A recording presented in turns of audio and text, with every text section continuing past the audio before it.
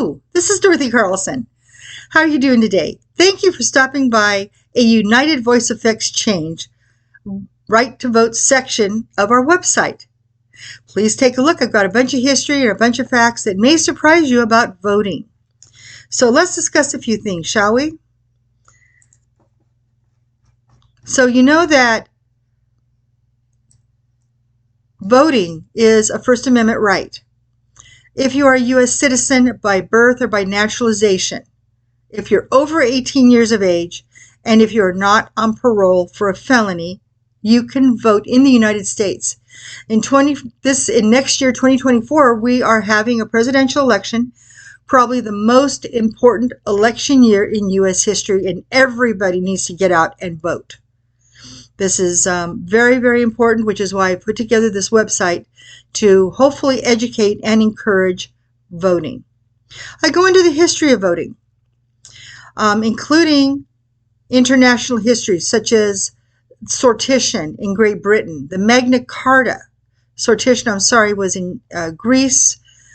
The sortition is selection by allotment.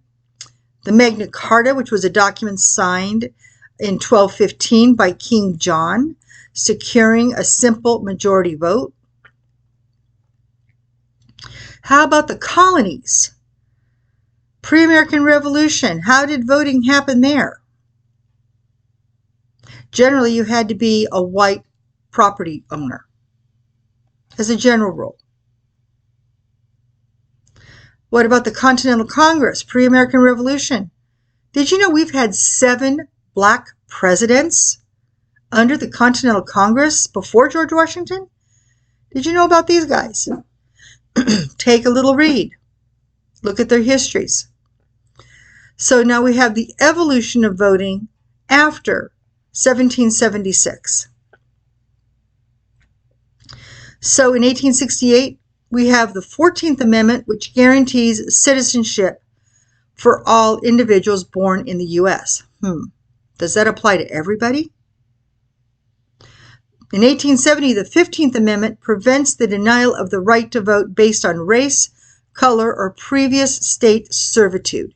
1870 is the 15th Amendment guaranteeing, I'm repeating myself, the right to vote for all citizens regardless of your race, color, or previous state servitude. However, in 1887, the Native Americans were granted the right to vote. 1913 gives voters the power to elect senators instead of being appointed by the legislator. 1913. 1920, the women are given the right to vote. Wait a minute. Hold it.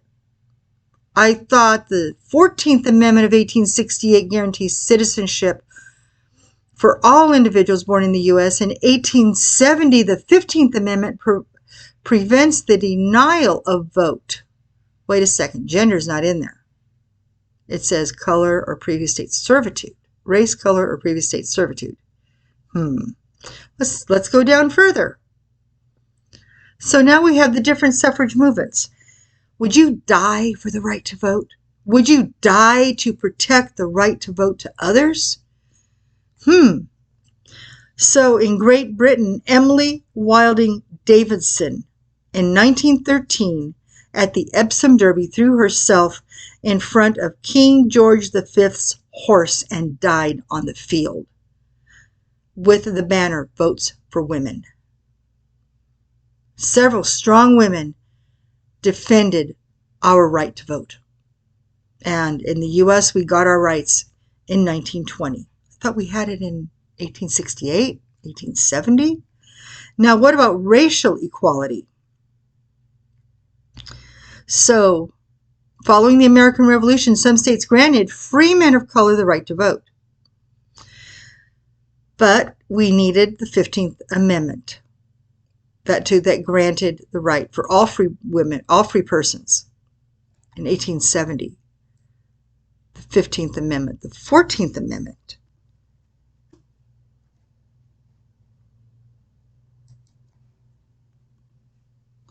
The 15th Amendment granted all persons born in the U.S. the right to vote.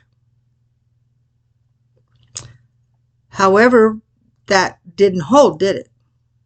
Because in the late 1960s, we had the Civil Rights Movement. And this is discussed under the African American, and Dark Caucasians section. Would you die to defend the right to vote? Jonathan Merrick Daniels died August 20th, 1965, protecting at Ruby Sales, 17 years old, during a vote rally for African Americans.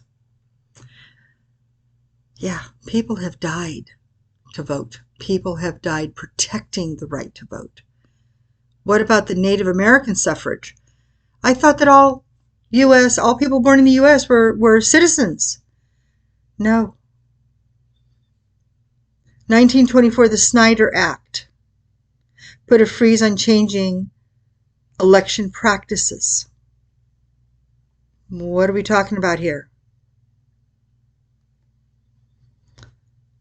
Not until 1948 did the Arizona Supreme Court overturn Porter versus Hall, allowing Native Americans the constitutional right to vote. So can you imagine driving 100 miles to find a poll place? How about having your right to vote denied? 2004, to a Navajo woman because she held a tribal ID, not a state ID. What about being given a literacy test before you could vote? We've still got a long ways to go, and Native Americans and Native Alaskans face this type of discrimination. A united voice affects change. This is a nonpartisan website.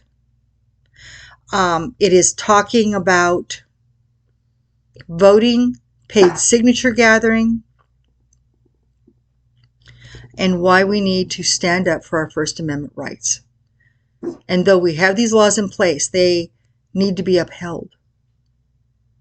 They need to be enforced, meaning no one who is a U.S. citizen by naturalization or by birth, who is over 18 and not on parole for a felony, should be denied the right to vote. 2024, we have a big year coming up, guys. A United Voice Affects Change has a line of t-shirts so you can advertise to get out and vote and sign petitions, your First Amendment rights.